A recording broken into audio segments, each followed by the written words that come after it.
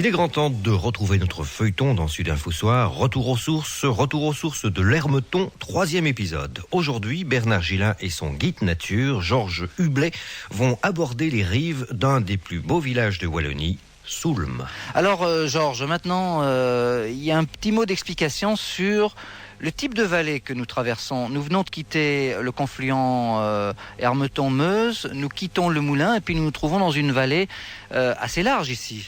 La vallée au confluent est assez large, mais nous allons remonter justement la vallée pour que vous voyez de vous-même la différence de vallée. Tout de suite, nous allons arriver dans un milieu beaucoup plus encaissé. Ça va se rétrécir progressivement et nous irons jusqu'au premier pont que nous retrouvons sur l'Hermeton. C'est un pont qui est créé justement pour permettre l'exploitation forestière.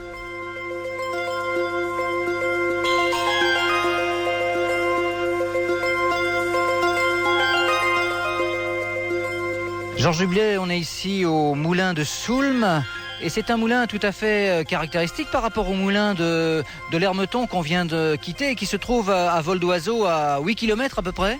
Oui, plus ou moins 8 km. À vol de rivière, disons, à 8 km. Oui, c'est plus exact, à vol de rivière, en effet. Disons que le moulin, c'était un moulin puisqu'il y avait une roue, mais la roue servait surtout à actionner la scierie. C'était une scierie à marbre. Et ici, tout près, nous avons une carrière qui était du marbre gris des Ardennes, comme on l'appelait, un marbre de couleur gris, légèrement rosé et très veiné. On en a équipé d'ailleurs la gare de Charleroi-Sud. Eh bien, le marbre provient d'ici. Et c'est assez caractéristique dans l'architecture des maisons. Il suffit de regarder même les pierres d'angle ou même les façades. Nous avons vu ça depuis à Gimont, que nous avons traversé pour venir ici en voiture. Eh bien, nous avons vu les pierres qui changeaient d'aspect. Elles devenaient de couleur rose. C'est la teinte caractéristique du marbre de la région.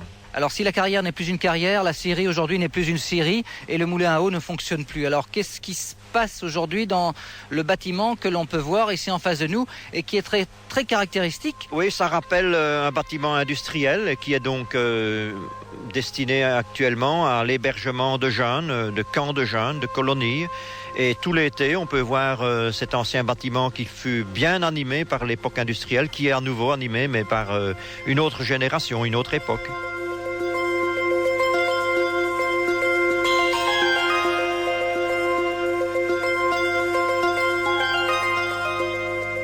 Georges Hublet, en fait, votre passion, c'est la géologie.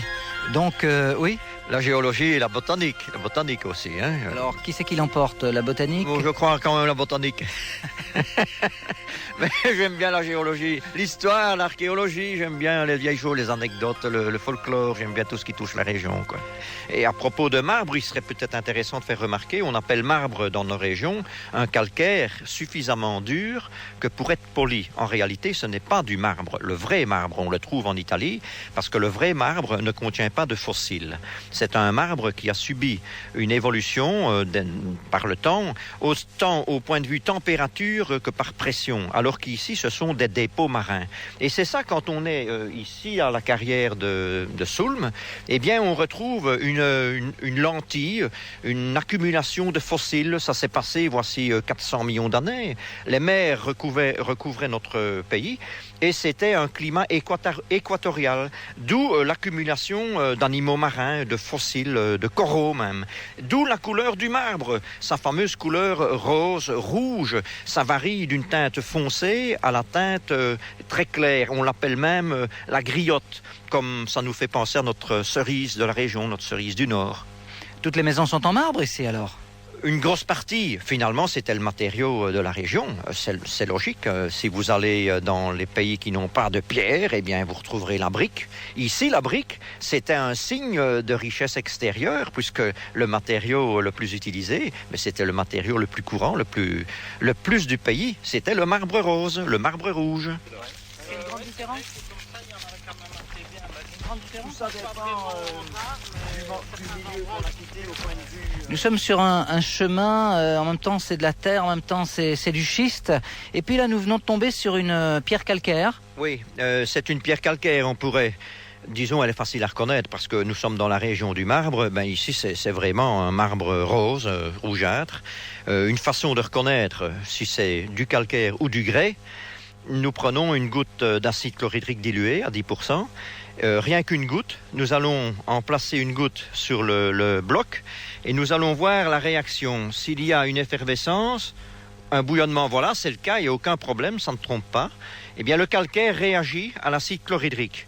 Le grès n'aurait pas réagi parce qu'il est beaucoup plus dur. Et d'un côté, si on n'avait pas d'acide, on pourrait encore le vérifier en prenant une lame de couteau ou un morceau de verre. Le grès va rayer le verre, tandis que le calcaire va simplement l'effleurer, il ne va même pas laisser à peine une trace. Donc ça, c'est une façon de vérifier si nous sommes en milieu calcaire ou en milieu gréseux. Eh bien, après cette leçon de géologie dans Retour aux sources, eh bien, notre guide Georges Hublet, demain, nous donnera quelques leçons de botanique le long de l'Hermeton. Retour aux sources, c'est une réalisation de Bernard Gillin et Baudouin Jacques pour le centre de production RTBF Namur-Luxembourg, Brabant Wallon, en collaboration avec le ministère de la région Wallonne.